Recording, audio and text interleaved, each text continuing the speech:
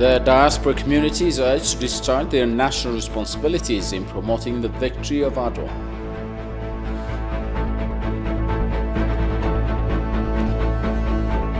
And South Darfur's governor declares state of emergency in the region's capital.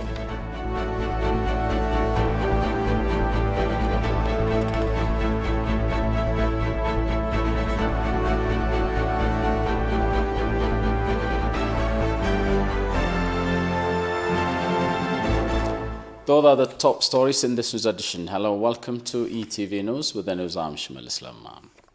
Spokesperson of the Ministry of Foreign Affairs, Gina Mufti, said in a telephone conversation with ETV English that the ministry has briefed African ambassadors on various current issues. Well, thank you very much. Well, this is actually a usual exercise on the part of the Ministry of Foreign Affairs. We regularly brief resident diplomats on the current situation in the country. We have been briefing them earlier on as well. And this is part of that exercise. And in these relations, today's turn was for the African ambassadors. They were briefed by the Deputy Prime Minister and the Minister of Foreign Affairs on those basic four issues of the current nature in our case. The briefing is based on, as you have already mentioned, on Grand Renaissance Dam, and negotiations are revolving around Grand Renaissance Dam, Ethio-Sudanese border conflict, the law enforcement operations in the northern part of Ethiopia, and the reconstruction process that is going on right now. Particularly with regard to the Ethio-Sudanese relations, the Prime Minister was briefing our the African diplomats, resident diplomats, on the historic relationship between the two countries, the fact that the two countries and peoples have cultural, spiritual, and boundary relationship, and the two countries have been supporting in each other in times of difficulties. But when Ethiopia has turned its face to the maintaining of the law and order in the northern part of Ethiopia, the Sudanese side have encroached into the Ethiopian territory. They looted property and hurt our citizens. And the Prime Minister told the African diplomats that this is untenable and this is wrong morally, legally. And he urged the African ambassadors also to urge their respective governments to put pressure on the Sudanese government to come to common sense and withdraw from the Ethiopian territories and withdraw to the positions where they have been before November 6th. This had been the briefing, and it was frank, it was clear, and Ethiopia had been always preferring to overcome difficulties through diplomatic means, because that is only a civil way of overcoming the difficulties nowadays. However, there is a limit to the diplomatic practices and a limit to the patience of Ethiopia. And now, unfortunately, the Sudanese side have continued encroaching into Ethiopian territory, looting Ethiopian property and hurting Ethiopians as well. The spokesperson pronounced reflections of the African ambassadors following the brief by Demeke Mekonnen, Minister of Foreign Affairs. Well, basically, they are thankful and grateful to the briefings that have been conducted, and they prefer that because that will put them on the same page with the host country, that is Ethiopia. They also express their commitment to faithfully convey the message to their respective governments, and we are expecting that to happen. Minister of the Ministry of Water, Irrigation and Energy, Sleshi Bekele, has held talks with Ambassador of Norway to Ethiopia and Deputy Head of Mission Egil Torsas Merete Lundemo on various issues, including energy and climate change. The two have exchanged views on issues of common interest involving energy, SDGs, climate change and forests, democracy and gender equality, and the Grand Ethiopian Renaissance Dam negotiations. Seleshi explained to the ambassador that GERD has multiple roles in enhancing power pool in East Africa. Ambassador Lundemo appreciated the discussion she has had with the minister and pledged to further enhance ties with Ethiopia in various areas of cooperation.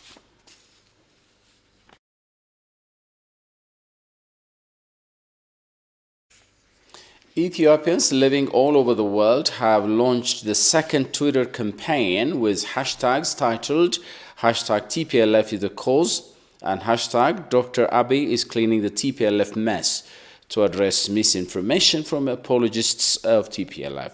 The campaign is intended to address the international community with fair and credible information regarding latest developments in Ethiopia, including post-law enforcement period activities.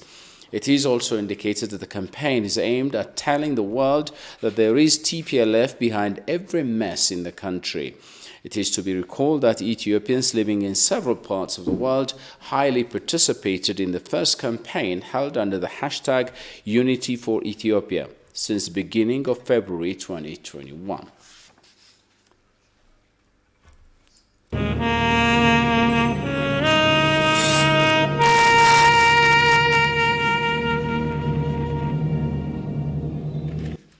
The diaspora community in the USA and other countries need to discharge their national responsibilities of properly promoting the significance of the historic victory of Adwa for black liberation. Ethio-American Thaddeus Belai says more awareness-raising works need to be intensified in the Africa-American communities in the USA, which calls for championing the inclusion in the education system of the landslide victory of Adwa. Shifara Olago reports.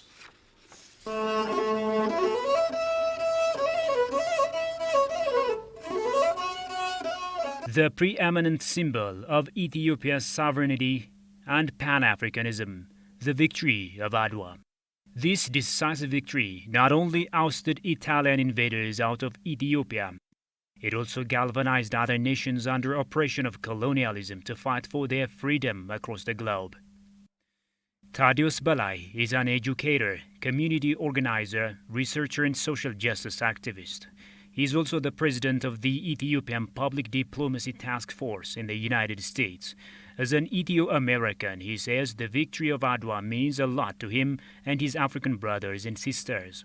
Personally, the victory of Adwa is everything for me. As a black person in the United States, as an African, as an Ethiopian American, or, as a black person in the United States, it is, a spirit of freedom. It gives me energy to fight, for social justice. We are a beacon of, freedom. Ethiopia is, a beacon of freedom for many African countries. We were able to support and liberate many African brothers and sisters. He also says a lot remains to be done to properly promote the victory of Adwa among the black in the USA and other countries. Adwa is not just a victory of Ethiopians. It is a victory of black people globally. This is a global victory for black people. In fact, this is a victory for human beings. So we need to be able to create awareness among the diaspora, among the African American community. Thaddeus is also the founder and president of the board of directors of the U.S. Africa Institute, a U.S.-based academic institution established to help promote the strategic partnerships between the United States and Africa.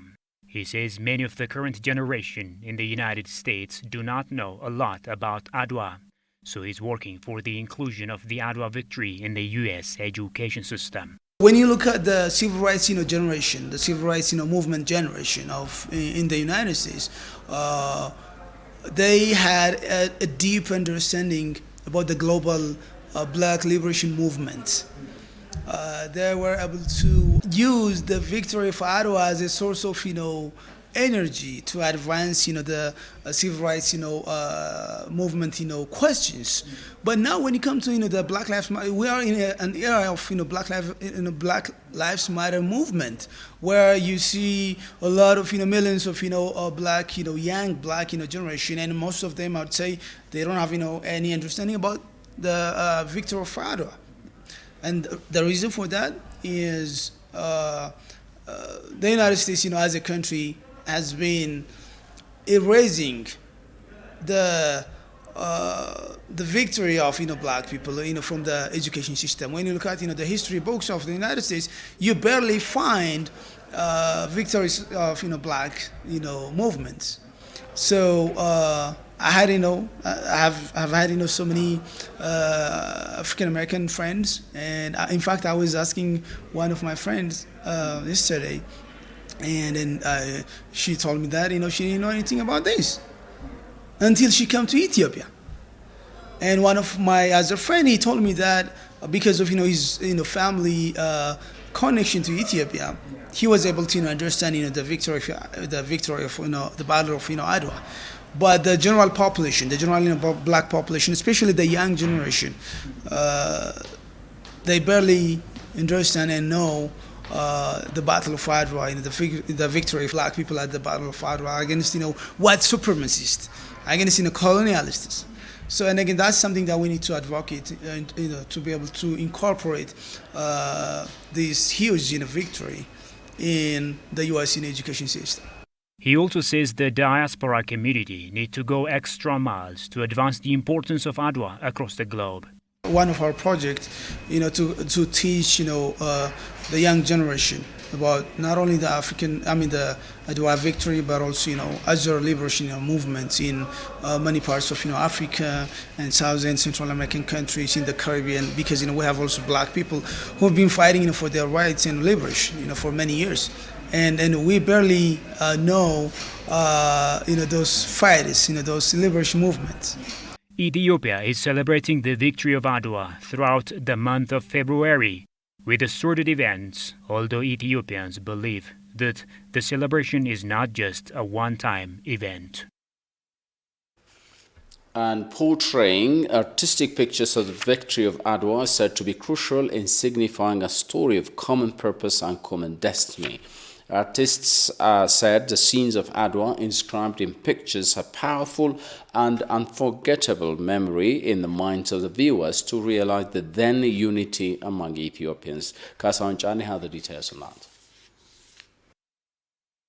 The outcome of the Battle of Adwa ensured Ethiopia's independence, making it the only African country never to be colonized. Adwa turned Ethiopia into a symbol of freedom for black people globally. It also led to a change of government in Italy. The town of Adwa is located in northern Tigray, closer to the southern border of Eritrea. The battle between Ethiopia and Italy took place in the mountainous terrain of the area. Adwa still stands as a witness to what ordinary Africans can do when they come together as farmers, pastoralists, women and rural people and workers. They can score a decisive victory against global colonialist forces. In related to this, the artists are displaying their artistic pictures that depict the Battle of Adwa victory and the work of the Ethiopian patriots that has played a crucial role signifying a story of common purpose and common destiny. And they said that Adwa has a story of depth secret presenting the yesterday's great achievement portraying today. There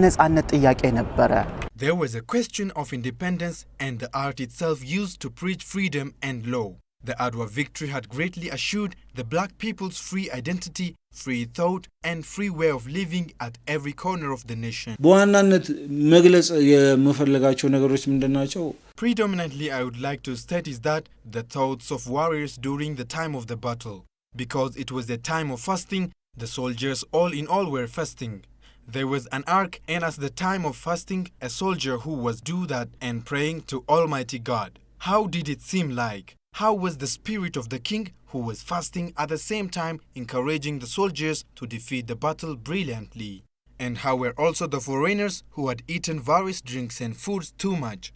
So when at a time I think all about these plenties of things, I usually think broadly end to endless artistic works. So this thing must be recorded and passed to the generations to come to draw the very immense lesson.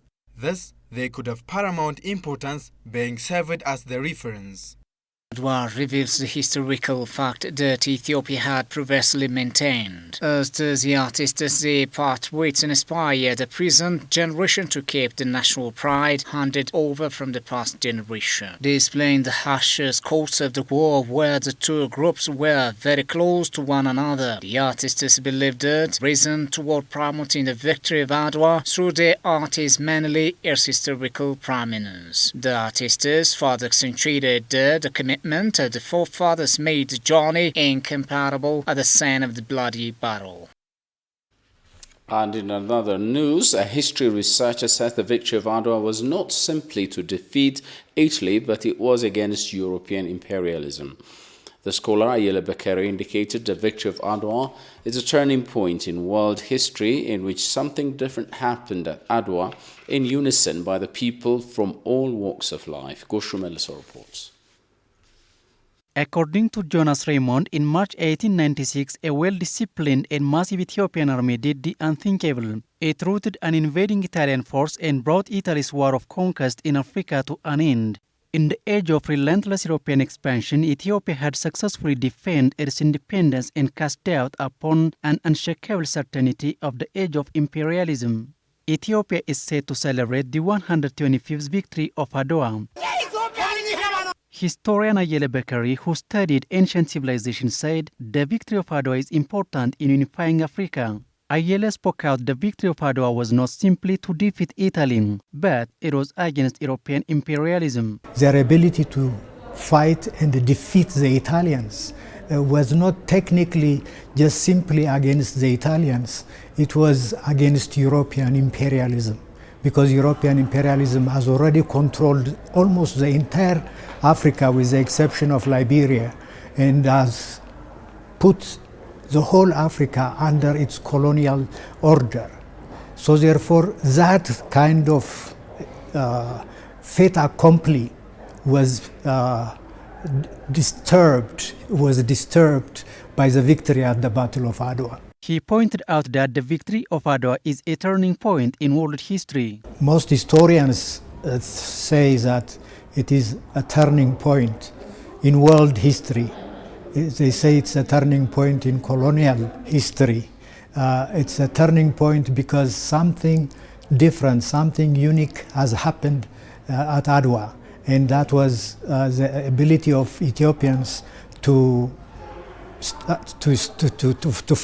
form a very united force and confront the enemy which intends to colonize Ethiopia, and became victorious against that enemy. And that didn't happen in any place in Africa other than Ethiopia. Ethiopia is the only non-colonized country in Africa. Ayele also stated that the victory of Adwa became source of solidarity for all Africans. The Ethiopians' ability to defeat the Italians who came to colonize Ethiopia gave the inspiration, the example, the courage for all Africans to fight against the very colonial forces that puts them under second-class citizens or colonial subjects. So therefore, in that context, Adwa becomes very significant.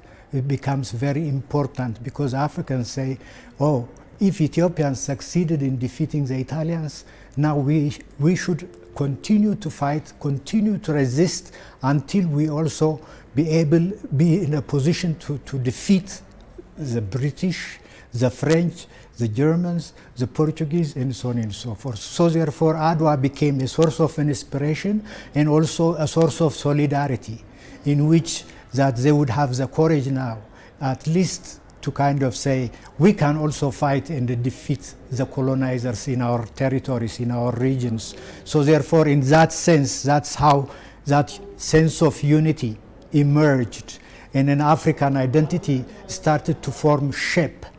and ultimately expressed in the form of Pan-Africanism, in the form of establishing institutions like the African AU, Organization of African Union, and then later on it became African Union. Adwa is a source of anti-colonialism and Pan-Africanism mentality, the historian noted.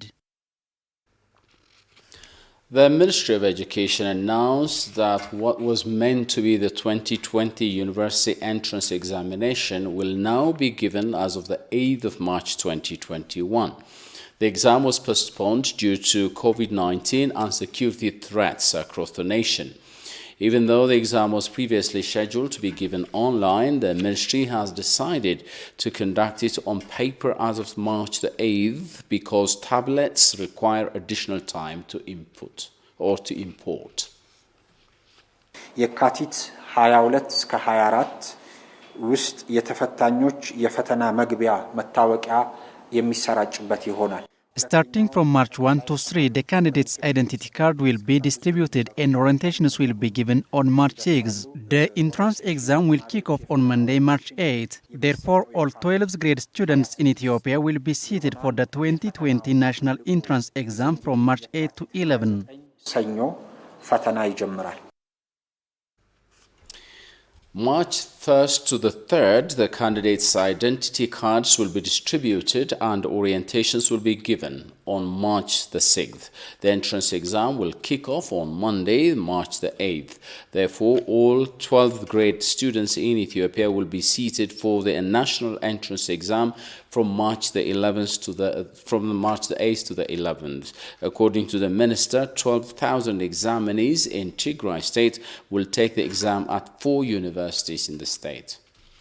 አብዛኛው የትግራይ ክልል በመከላከያ ሰራዊታችን ጸጥታው የተረጋገጠ There is no security threat right now. Most of the Tigray region's security is ensured. I urge families to send their children to secondary schools as of the coming Monday.